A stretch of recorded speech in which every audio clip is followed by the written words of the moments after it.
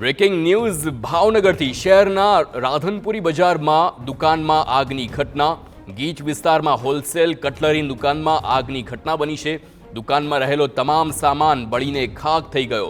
Fire બ્રિગેડની 2 ગાડીઓ ઘટના સ્થળ પર પહોંચી ગઈ છે. ગીચ વિસ્તાર હોવાથી ફાયર વાહનને પહોંચવામાં પણ મુશ્કેલી પડી રહી છે, પરંતુ આ દ્રશ્યો જોઈ શકો છો કેટલી ગંભીર આગની ઘટના બની છે અને એવા વિસ્તારમાં આગ લાગી છે જ્યાં ફાયરની ગાડીઓ પણ સરળતાથી પહોંચી શકે તેવું શક્ય નથી.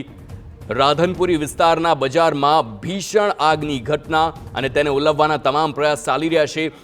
ગીચ વિસ્તારમાં હોલસેલ કટલરીની દુકાનમાં આગ લાગી છે અને હાલ આગ પર કાબૂ મેળવાય તેવી કોઈ શક્યતા હાલ દેખાતી નથી, પરંતુ દુકાનમાં રહેલો તમામ સામાન બળીને ખાખ થઈ ગયો છે.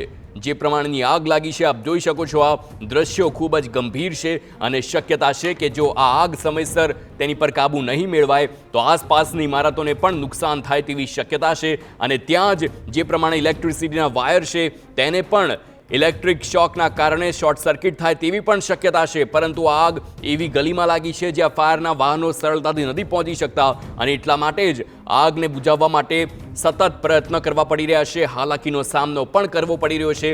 હાલ ફાયર બ્રિગેડની 2 ગાડીઓ ઘટના સ્થળ પર છે અને આ ગંભીર આગ પર કાબૂ મેળવવાના પ્રયાસ ચાલી રહ્યા છે, પરંતુ આ ભીષણ આગ એ હદની વધી ગઈ છે કે આસપાસના ઇમારતો અને દુકાનમાં પણ તે આગ પ્રસરે તેવી પૂરેપૂરી શક્યતા છે.